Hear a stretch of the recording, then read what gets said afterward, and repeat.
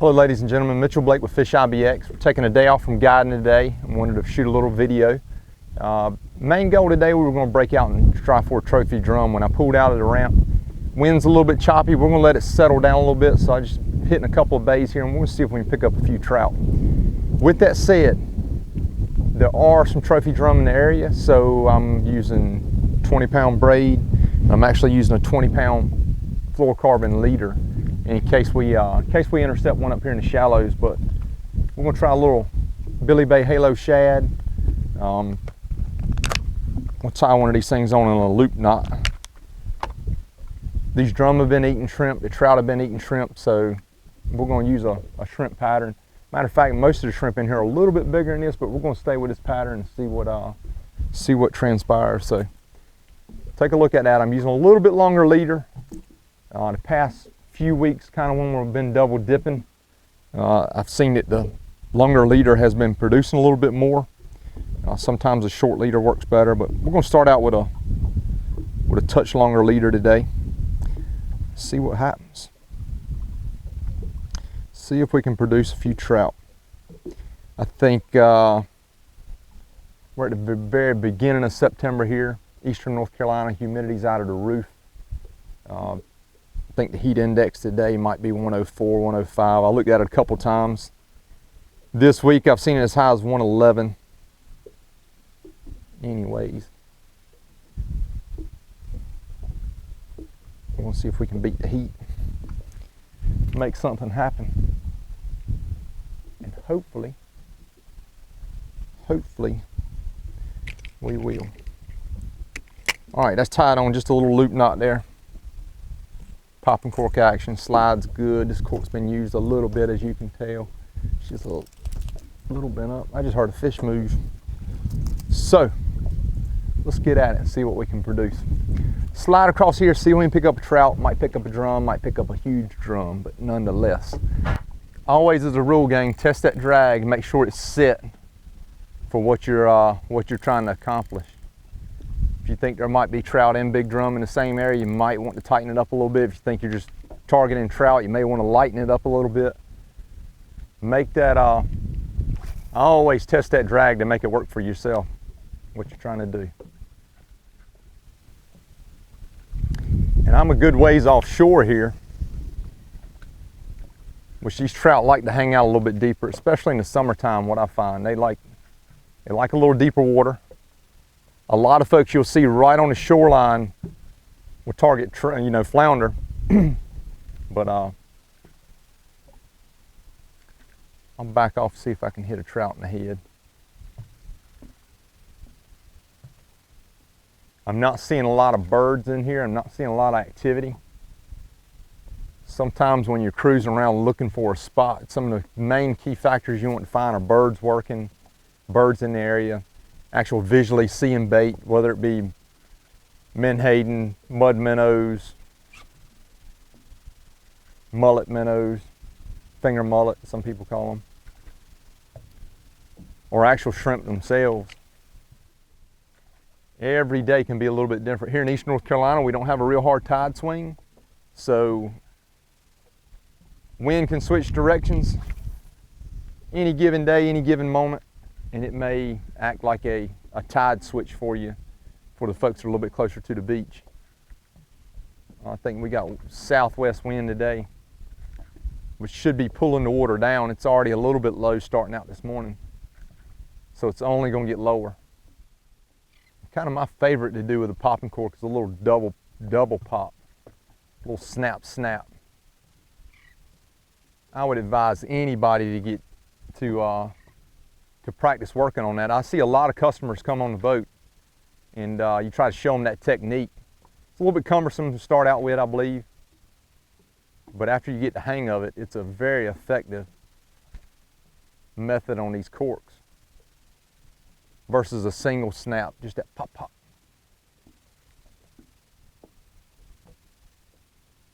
And sometimes I'll mix it up a little bit. And this outside of our sound, you've got miles and miles of relatively shallow water. Now, if you go to the north side, the banks over there are deep cut. Pretty much everything on the south side is all shallow water. It's I mean, just miles and miles of shoreline. May have 1 or 2 foot of water on it. There's not a lot of deep areas. So we back way off from shore. I don't know, for some folks it's tough to get used to. It's tough for me to get used to. I grew up bass fishing. You always grew up bass fishing on the river. You're always on the shore. I'm always trying to take mental notes. I'm always watching my machine. I'm always looking at the water, trying to read the water per se. Like when I was coming out, I saw 2 or 3 slicks pop up, and that was it. And we made a pretty good long run. Couple boats fishing. I kind of mentally mark which points they're on, which areas are being fished. As I fish this bay, I'm looking across. I see a boat fishing the other bay over there. So I try to make mental notes and not fish, you know, directly behind somebody unless you have to. Try to fish water that's not been disturbed. There's some given days you can't do that. There'll be enough people in the water that you're going to be fishing behind people.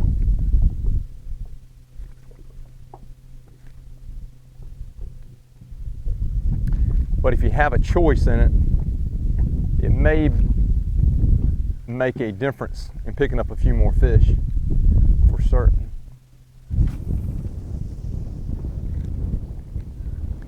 And being out here, if you got a certain way you want to fish something, or a certain way you want to work and the wind won't allow you to do so, just try to position yourself where you can use the wind to your advantage. A small guy, not a very big one, I don't think. Still in that 11-inch range. That was grunting, you hear him? Can't remember whether it's the male or the female that makes that grunt, I believe. Drum will do it, trout will do it. Easy, buddy, easy. Flippity flop. Just a little bitty sea trout, man, on a popping cork with a shrimp behind it. See you, buddy. There's a little bite. See what we got here. There's Mr. Trout.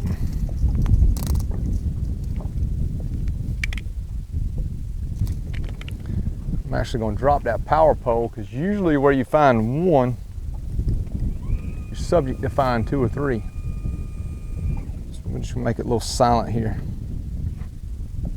Spotted sea trout. Some people call them speck. Some people around here, most people around here just call them trout. They are delicious.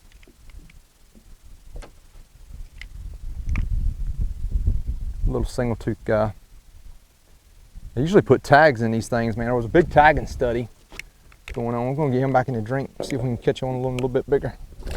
See you, buddy. Anyways, we've caught a few fish, got a little pattern going.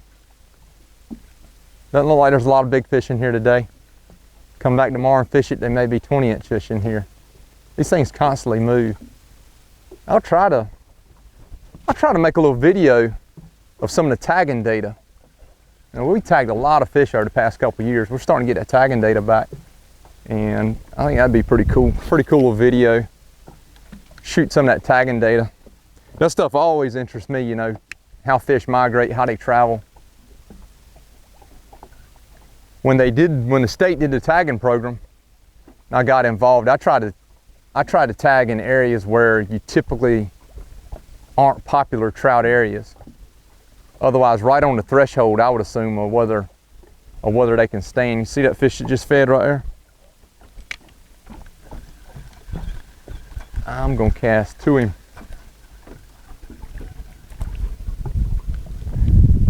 Where there's one, there might be another. A little bit of bait moving right there. One thing to take in consideration here as we're fishing this, we've made a little pass. We've seen probably 15 or 20 fish feed so far this morning. That's all the surface activity we've really seen. Every fish we've seen feed has been extremely shallow. Now, sun's up, it's hot. First part of September, I mean, it's as hot as it gets. Another fish just fed right there again. Very, very shallow. These fish are feeding.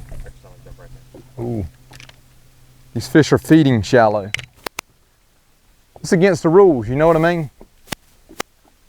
my brain would be telling me to go fish a deep ledge somewhere when, you know, sun's up. I mean, shucks, we're already mid-morning. Sun's cranking, water's hot.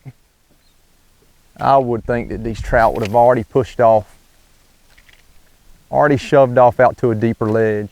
All right, ladies and gentlemen, as you saw, we were able to do a little bit of trout fishing today. We caught a few trout, nothing big, nothing too major, but our initial, when I pulled in to fish this spot, my initial take on this was I was actually going to fish a deeper water section. Traditionally, that's where your trout would be found, especially this late in the morning.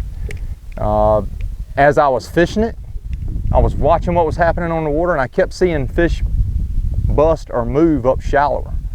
And the wind was blowing me offshore. So anyways, I stuck the trolling motor kind of into wind to try to hit that shallow water line as I saw those fish feed, and we were able to pick up a few trout. That's a pattern that's not really, otherwise I hadn't seen that pattern in 2 or 3 weeks. I haven't caught trout shallow at all. Today it just unfolded. As you can see, the trout we caught in this episode were all shallow.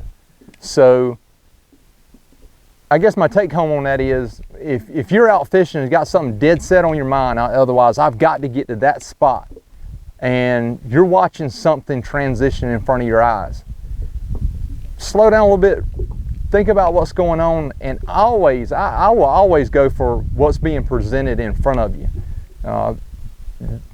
Man, when I first started fishing, there were so many times I rode past something that I knew was good, took a double take on it. Well, I've got to get to X.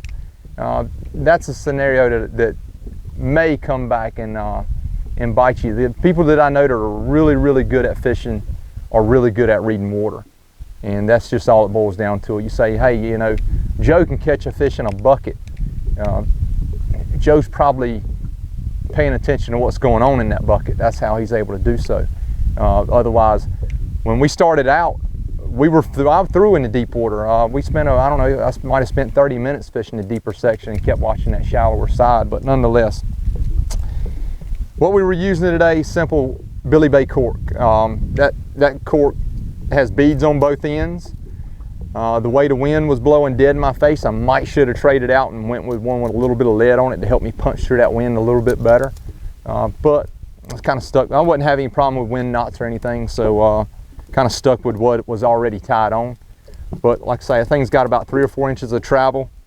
I started out with a little bit longer leader. Bluefish cut me off a couple times, cut the bait, so I had to change. So I'm down to about a 24-inch leader. Started out with maybe, I don't know, 6 or 8 inches longer than that. And this is just a simple Billy Bay halo shrimp. I've been using white primarily, or glow, the past few days, a natural color. I actually had kind of a motor oil color, natural looking color that's been working equally as good. I don't know, we might caught a few more shrimp, a few more trout on the white one, but anyways, went with the 3000 class Florida Fishing Products reel, TFO medium light.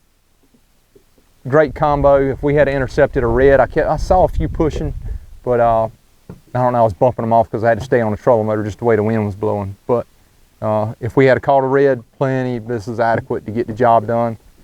Great little combo. If you guys want a trip, do look me up at FISHIBXTV.com. If you have any questions or comments, just send them my way. Hit the like button, hit the subscribe button. We're going to be trying to bring you a couple videos, kind of highlight what we do on a daily basis.